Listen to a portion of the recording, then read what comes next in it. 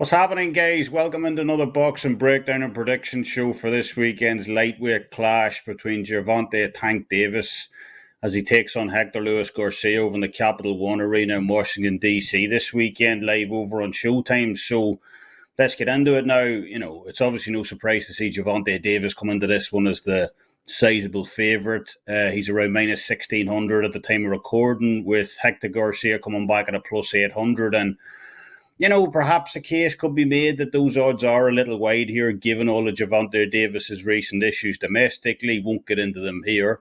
Plus the fact that Garcia, he's a well-rounded boxer as well. Something, then undefeated Chris Colbert found out to his detriment earlier this year when he lost that unanimous decision against him as an absolutely massive favourite in that fight. He got floored in that fight as well. So, Garcia is not a fighter you want to be sleeping on ahead of fights. When he showed that win, wasn't a flash in the pan either.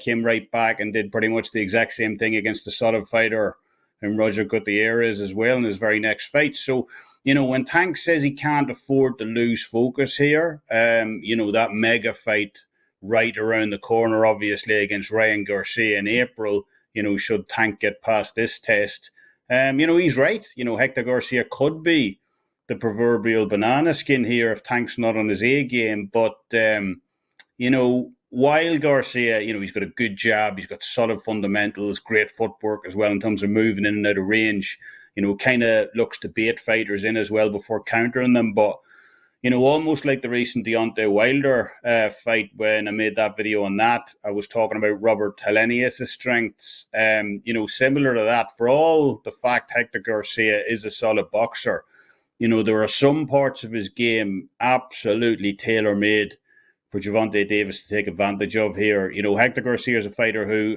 effectively lives and dies off that jab of his, but, it's a jab that often lingers out just that bit too long for me. And we've already seen Tank in that fight against, Pedraza, for instance, a few years ago, where, he feasts on guys who leave their jabs out there, to play prevent defense. He's so fast twitch. He can basically lean off to the side, land heavy shots around that leaned hand of his opponent, either up top or to the body. And, that'll be a huge issue for Garcia in this fight, along with the fact that Garcia employs, minimal head movement in fights, doesn't move his head, doesn't take it off the center line, prefers to use his legs to get him in and out of range, as we said. But even when he does that, it's usually, backing up in straight lines instead of pivoting around to the side. And again, when you're facing a guy like Tank Davis who can follow you straight outside from the ambush, and Davis has the athleticism to punish you at range, backing out in straight lines.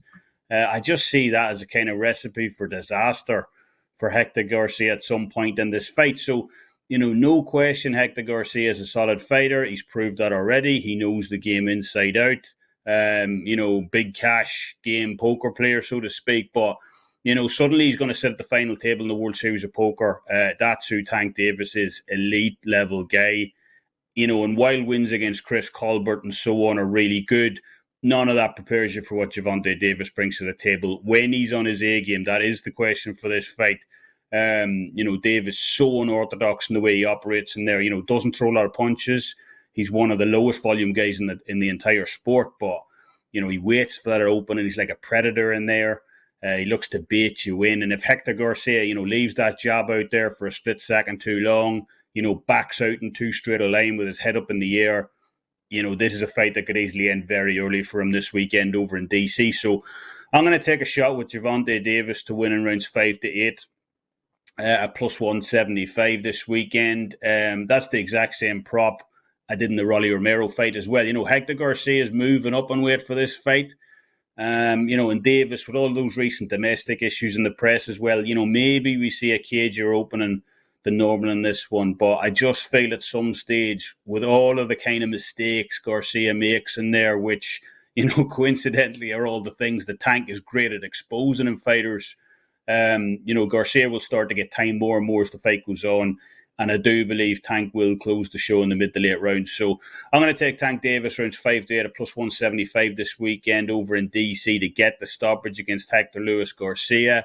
That'll do it from me anyway. Let me know what you guys think down in the comment section below. And you can catch me over at Twitter at the Sports Wolf 83, and also at my handicapper page, Kevin Dolan, over at WagerTalk as well. So, as always, till next time, thanks for listening. Slán